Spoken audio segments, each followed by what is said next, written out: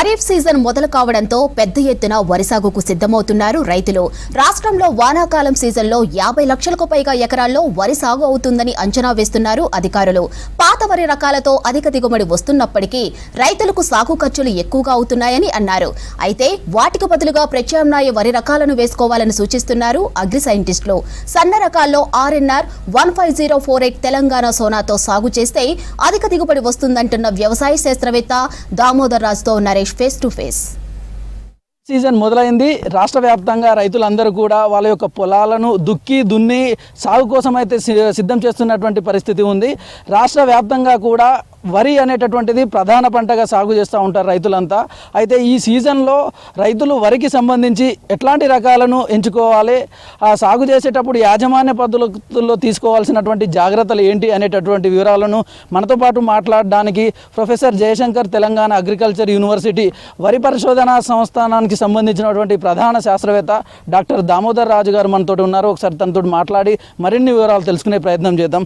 Hi sir. నమస్తే అండి. Sir చెప్పండి, ఇప్పుడు ఖరీఫ్ సీజన్ అనేటటువంటిది రాష్ట్రంలో మొదలైంది. రైతులు ప్రధానంగా మన దగ్గర రాష్ట్రంలో వరినే ప్రధానంగా సాగు చేస్తూ ఉంటారు. తెలంగాణ నేలలు ఎట్లాంటి రకాలకు సాగుకు అనుకూలంగా ఉంటాయి సార్? ముఖ్యంగా మనకు ఈ వరి సీజన్ అనేది రోహిణి కాతు నుంచి మొదలవుతుంది. ఇప్పుడు మనం నిన్ననే మృగశిర కాతులోకి ఎంటర్ అయ్యాం. సో ఈ రోహిణి, మృగశిర, ఆర్ద్ర, తర్వాత జూలై 31 వరకు కూడా మనకు ఈ వరి నార్లు పోసుకునే అవకాశం ఉందన్నమాట. ముఖ్యంగా రైతులు దీర్ఘకాలిక రకాలు రోహిణిలో నార్లు పోస్తారు.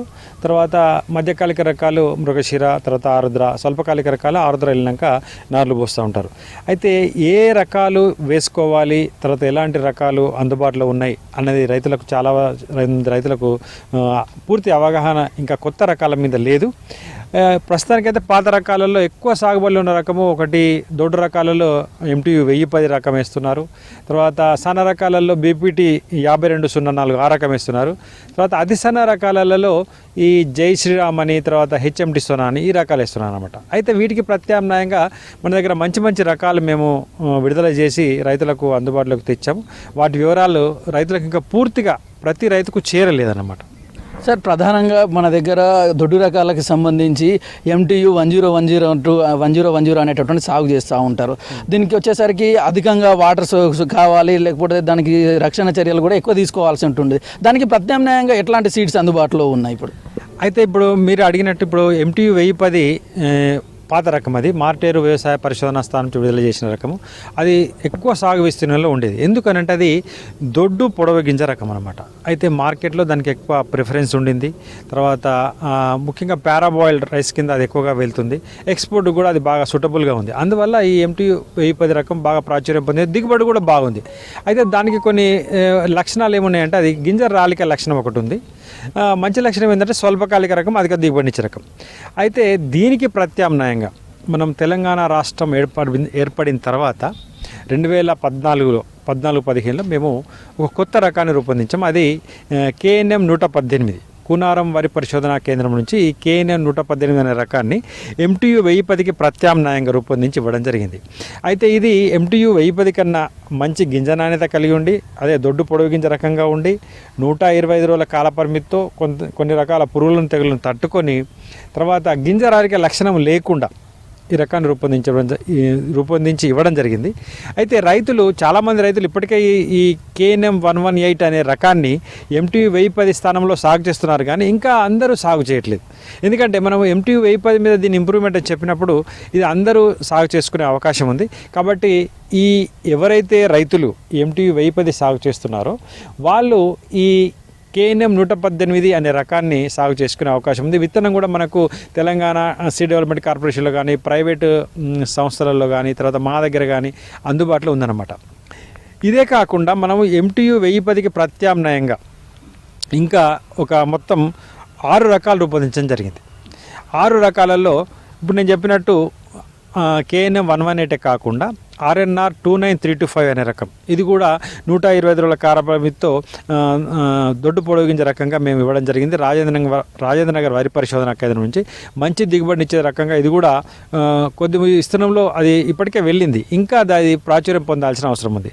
ఇకపోతే RNR 28361 అనే రకము సేమ్ MTU-10 గింజ నాణ్యతనే పోలి ఉండి మధ్యకాలిక రకంగా అంటే 130 రోజుల కాల పరిమితితో ఈ రకాన్ని మేము రూపొందించడం జరిగింది. ఇది MTU 1001 స్థానంలో కూడా వేసుకోవచ్చు. 1001 ఏంటంటే B గ్రేడ్ కింద ఉంటుంది. అది దొడ్డు గింజ రకం. దాని స్థానంలో ఈ RNR 28361 అనే రకాన్ని మధ్యకాలిక రకంగా వేసుకునే విధంగా మేము ఇవ్వడం జరిగింది. ఇప్పుడు అతి సన్న రకాలలో HMT సోనా కానివ్వండి, లేదంటే జై శ్రీరామ్ అనేటటువంటి రకాలను రైతులు ఎక్కువగా పండిస్తూ ఉన్నారు. అయితే వీటికి కూడా ఆల్టర్నేట్ వైపు రైతులు మొగ్గు చూపుతున్నటువంటి సిచ్యువేషన్ ఉంది. అట్లాంటి వాళ్ళ కోసం అధిక దిగుబడినిచ్చి వాతావరణ మార్పులను తట్టుకునే విధంగా సన్న రకాలు ఏమైనా ఉన్నాయా? అయితే ఇప్పుడు మనకు సాంబా మసూరి అనేది సన్న రకం కింద, అంటే ఇప్పుడు ప్రభుత్వం ఏం చెప్పిందంటే సన్న రకాలకు మీకు 500 రూపాయల బోనస్ ఇస్తాము సన్న రకాలు పండించండి అని చెప్పారు.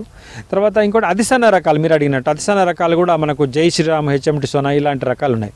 అయితే సన్న రకాలు అతి సన్న రకాలు చూసుకున్నప్పుడు మనం సన్న రకాల్లోనే ఒక RNR 1504 కాకుండా ఇంకా మేము KNM 1638 కునారం పరిశోధనా స్థానం నుంచి ఒక రకం రూపొందించడం జరిగింది. అది 125-130 రోజుల కాల పరిమితితో సాంబా మసూరి గింజ నాణ్యత కలిగి మంచి దిగుబడినిచ్చే రకంగా బాగా ప్రాచుర్యం పొందింది. ఈ సాంబా మసూరి స్థానంలో ఈ KNM 1638 అనే రకాన్ని కూడా రైతులు ఎంచుకొని వేసుకునే అవకాశం ఉంది. ఎందుకంటే దిగుబడి ఎక్కువ, పురుగులను తెగులను తట్టుకునే లక్షణాలు దీనికి ఉన్నాయి. చూసాం కదా, మొత్తానికి ఈ ఖరీఫ్ సీజన్లో వరి సాగుకు సంబంధించి అగ్గి తెగులు, ఉల్లికోడు ఇట్లాంటి చీడపీడల బారి నుంచి తట్టుకునేటటువంటి రకాలను ఎంచుకోవాలని చెప్పేసి అగ్రికల్చర్ యూనివర్సిటీకి సంబంధించినటువంటి ప్రధాన శాస్త్రవేత్తలు మనతో చెప్తా ఉన్నారు. అదేవిధంగా వాటికి అందించేటటువంటి పెస్టిసైడ్స్ కానీ మందులు కానీ వేసేటప్పుడు తగు జాగ్రత్తలు తీసుకోవాలి.